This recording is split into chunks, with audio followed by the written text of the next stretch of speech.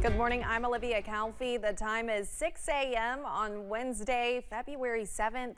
Now let's check in with meteorologist Tim Drawbridge for a look at your forecast this morning. And a good Wednesday to you, Olivia. Good morning, everyone. 27 degrees, clear skies right now outside our studios here in Hazard. Got some clouds that'll filter that sunshine again today, but it's looking good and feeling good as we head through today into tomorrow. Signs of the pattern change still heading into the weekend, but temps will continue to run above average in terms of the afternoon highs before we trend cooler. Remember, I said cooler into next week. All right, temperature-wise this morning, we're in the 20s region-wide, minus a 34-degree reading in Jackson, 32 at Pikeville, 30 at Wise, and 31 your way at Monticello. Here is the satellite radar composite. The clouds coming in from the north and west, dimming that sunshine as we head through your day today. And again, averaging out to being mostly sunny and a late day high close to 60. Can we continue the mild weather? Kind of give you a hint, but the question is, how long can we? We'll let you know. Your first alert 7-day forecast in a few moments. Right now, back to the news desk with Olivia. All right, Tim, thank you. The man who pleaded guilty to 4 counts of second-degree manslaughter in connection to a 2014 DUI crash that killed 4 people in Breathitt County is now facing more drug-related charges. Police charged Sean Hardin with drug trafficking and several others following a drug bust in Hazard. Yesterday, WYMT's Chandler Wilcox talked to Hardin in jail.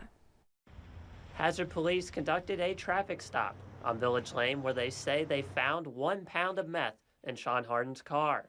Police said they then arrested him, but what led to the arrest? Hardin says the answer is addiction. I'm an addict. I love drugs.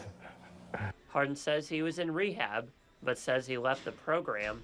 When asked if he had a message for people about addiction, he said, "Anybody ain't started them, don't start them, because it's addiction, it's hard to beat." Hardin pled guilty in 2014 to second-degree manslaughter after 4 people died during a crash in Breathitt County. Hardin was reportedly driving under the influence when the crash happened. Now, nearly a decade after that crash, Hardin says, Last was last, and I'm sorry about that. When police arrested him on February 5th, his status as a convicted felon led police to reportedly charge him with possessing a handgun. Hardin is being held at the Kentucky River Regional Jail. In Hazard, Chandler Wilcox, WYMT Mountain News. Police also said they found a meth pipe and 206 empty baggies in Sean Hardin's car. Jail administrators say Hardin was in court yesterday morning.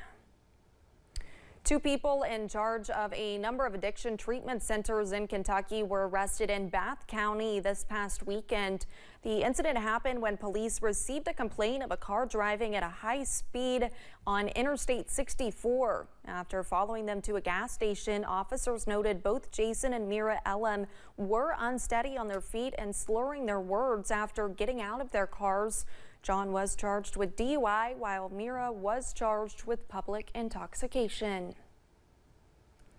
1 man is dead after a crash in the Baxter community of Harlan County yesterday afternoon. 81-year-old John J. Howard was pronounced dead at the scene. State police say Howard drove into a vacant wooded lot, hit a tree, and flipped over. The coroner's office says Howard may have had a medical emergency that caused the crash. The investigation is ongoing. House Bill 387 is one of many bills that has been filed in the Kentucky legislature, and yesterday morning it passed the Education Committee. Elementary school principal and state representative Timmy Truitt sponsored the bill, saying he saw a need for more substitute teachers and felt if more people could become certified to fill that role, it would make a huge difference. Right now, we don't have people to cover the classes, so I'm having to pull people either on their plannings to cover a class, which is extra work. I'm having to put my classified aides in that position, which they're not getting paid for. So it only makes sense to open up and make it a little bit easier to become that substitute teacher because there is such a need at this point in time. Some of the other co-sponsors of the bill include Eastern Kentucky State Representatives Josh Bray, Chris Fugit, Jacob Justice, Derek Lewis, and Tom Smith. Kentucky healthcare workers are calling on lawmakers to clear the way for more staffing. They rallied at the state capitol in support of House Bill 361. The bill would help physicians get licensed faster. Dana Campbell, president of the Kentucky Academy of Physician Assistants, says the current requirements make it harder to fill positions. Presently, in order to be licensed in Kentucky, a PA requires 2 supervising physicians, and that limits some rural practices who only employ 1 physician, and so it makes it difficult for PAs to get a job. This year's advocacy effort is hoping to remove that requirement for alternate physician supervision. The bill received its second reading in committee last week. The Kentucky Primary Care Association is sending 2 mobile clinics to eastern Kentucky. Its goal is to serve communities that are not close to hospitals or do not have a doctor nearby. The organization purchased 12 mobile clinics with COVID funds. 2 of them arrived in Frankfort Tuesday. The 2 mobile clinics will head to the Whitesburg area in Letcher County, to the McKee area in Jackson County, and Berea. Parts of Kentucky will experience a total solar eclipse this April. Kentucky tourism officials are preparing for extra visitors during the event. The April 8th solar eclipse could bring an estimated 150,000 visitors to several western Kentucky counties. But more than 1 million travelers could pass through Kentucky while following the path of totality in Ohio, Indiana, and Illinois.